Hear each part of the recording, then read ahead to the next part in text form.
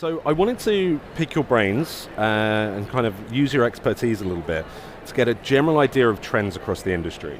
So what are some of the key trends that have defined 2023, and what do you see impacting 2024? Content still is as important as it ever has been. Sort of strong content, well-written content, always shines through. What's different now to where we were 10 years ago is the platforms on which the consumer consumes that content. And I think it's probably fair to say, I don't know whether tipping point is a too strong a term, but the importance of linear versus VOD is, you can see the changes that are taking place. It's there for everyone to see, and adapting to that and adapting to how consumers consume content and where they consume content is vital to the success of anything. It's not one-dimensional anymore. Those days have long gone. I think we all recognise those days were moving behind us, but now there's a realism to it. And when we're looking at how we support a show, yes, we're BBC, and yes, we're about TV content, but the approach has to be multiple platforms, and how do we make sure that the consumer is able to engage with that content on multiple platforms. And everybody here in this room is doing that. But if you don't do that, then you might get success, but it's short term. It's retailers, consumers, licensees, everybody recognises that. They want to see it, they want to ask about it. So for me, that's the biggest change. And where people are seeking to watch content and where that content comes from is changing now. I mean, it's not just TV, it's gaming, it's apps, it's every conceivable corner of the world in terms of where content's being delivered. People are into it, and it can translate into licensing. 23 has been difficult for everybody, whether it's a Bluey or whether it's another property. At retail, it's tough for all the reasons that I'm not going to go into. We all understand it.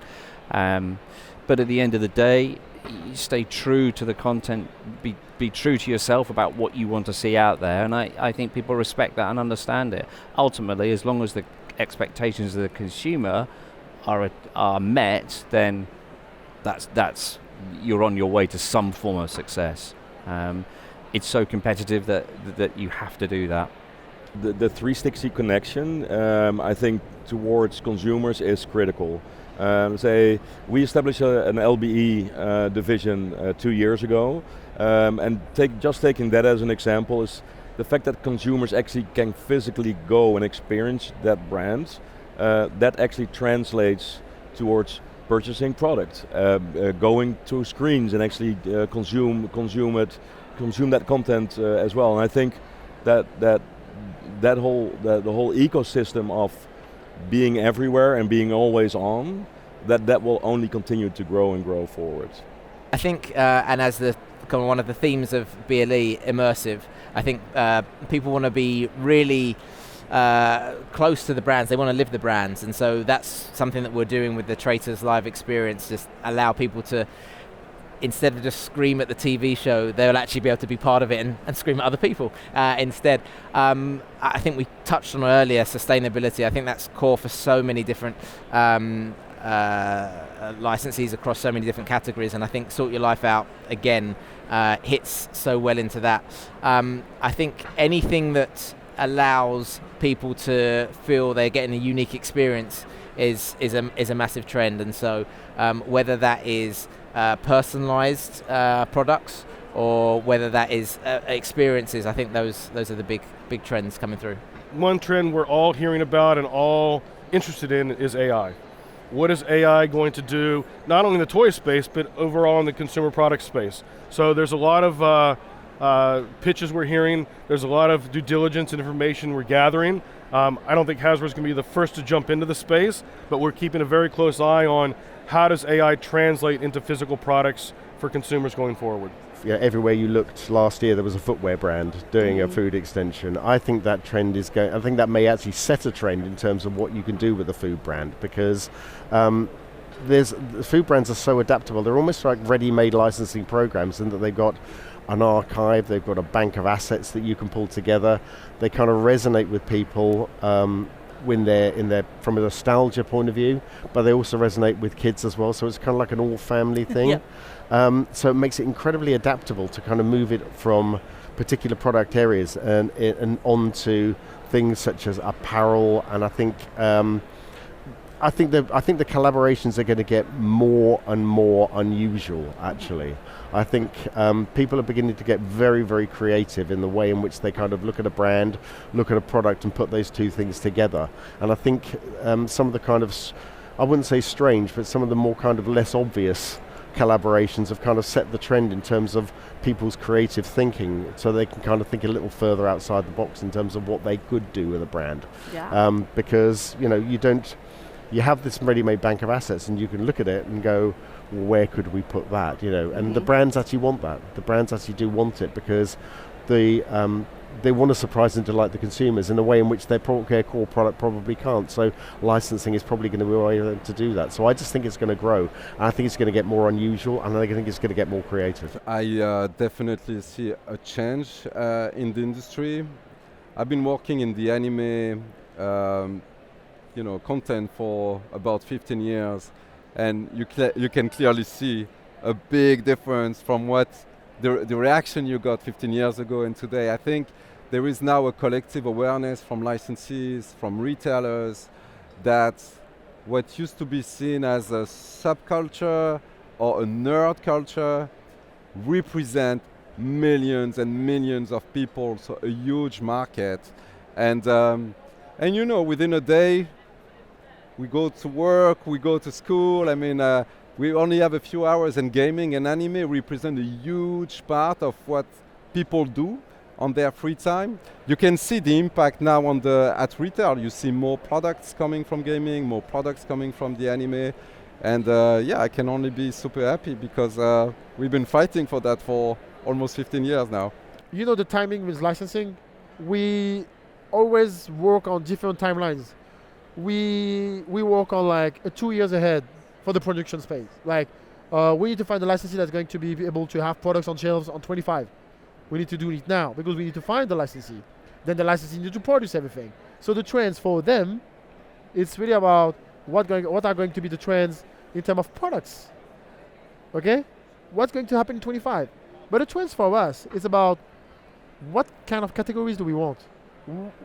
What products are we missing, or we think we might be missing? So we need to find. So it's multiple timelines. That's the first. So it's tough. It's a tough question, I have to say. But for me, the toughest part and the most exciting part is that you have to juggle between multiple aspects of the business.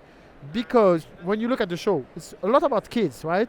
It's a lot about kids, a lot about fast-moving consumer goods, FMCG, like it's all about that. And as a whole, as a group, we have a responsibility. Like we are not all of us colleagues, but we have a responsibility as a group, because you have to juggle with being responsive to response to all the fans. The quicker, the smoother, less friction possible for the fans. That's your first responsibility, because those people trust you to get the products along. The second thing is, being responsive implies a very heavy structure. To be smoother on one hand, you need to be very heavy on the other hand, right?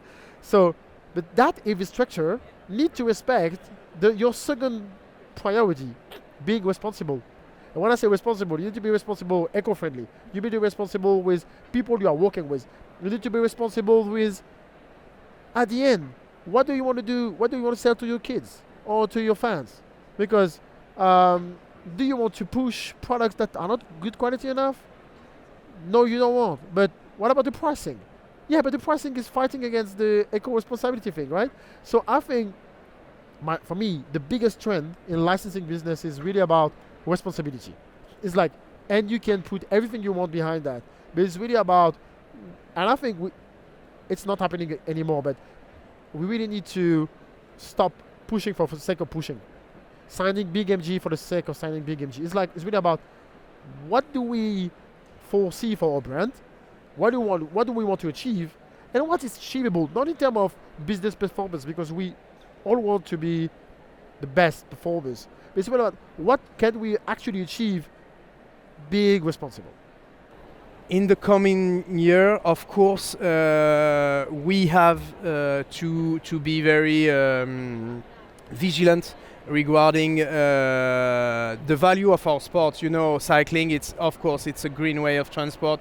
It's and that's something we must focus on regarding all our potential licensee to be sure that we are following this green value. Today, you know, Tour de France, it's not only a cycling race, it's also a postal card for a lot of people in the world, and we need to preserve that, and we cannot have some bad licensee influence in terms of green ID. What I'm noticing is that food brands and candy brands especially are once again on the rise. I'm receiving many spontaneous requests for collaborating with our brands, and this is because, again, retailers and licensees are looking for well-established brands, brands with huge personality, and a good example of that is Zuro with the successful launch of the mini brands collection.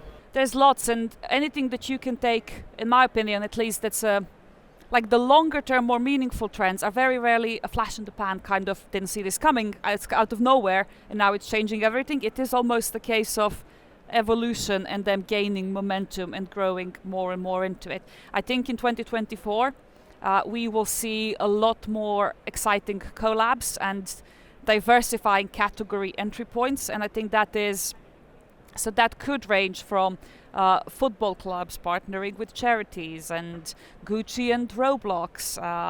So all of the slightly unexpected but once experienced an interesting opportunity.